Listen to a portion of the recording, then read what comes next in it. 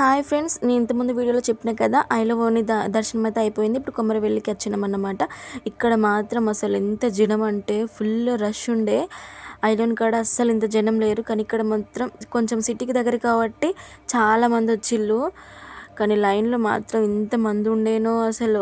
ఇక్కడ మేము పట్నం వేసుకుంటాం, పట్నం వేసుకొని దర్శనానికి లైన్ కడతాం అన్నట్టు. కొంతమంది అక్కడ దేవుని దర్శనం అయిపోయాక ఆ గుడిలోనే ముందు అక్కడ పట్నాలు వేస్తారు. కానీ మేము ఇక్కడ పట్నం వేసుకొని ఇక్కడ రేగు చెట్టు దర్శనం చేసుకొని అక్కడికి లోపల గర్భగుడికి వెళ్తాం అన్నట్టు లైన్ కట్టి. సో నెక్స్ట్ అయితే ఇక్కడ మాది పట్నం వేసుకోవాలి. అసలు ఎంత జనమో చూడండి. అక్కడ రేగు చెట్టు ఎంత బాగుందో కదా, మంచి పూలతోని నిండుగా కనిపిస్తుంది. నేను దగ్గరికి వెళ్ళినప్పుడు తీసిన ఇమేజెస్ అయితే మీకోసం షేర్ చేస్తాను. ఇక్కడ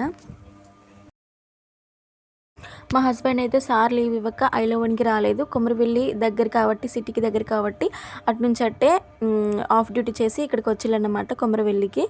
ఈ కొమరవెల్లికి నొక్క జాతర కింద అందిండు అని కొంచెం నాకైతే హ్యాపీ అనిపించింది. మా పాపని ఎత్తుకుని అయితే చాలాసేపు ఆడిండు.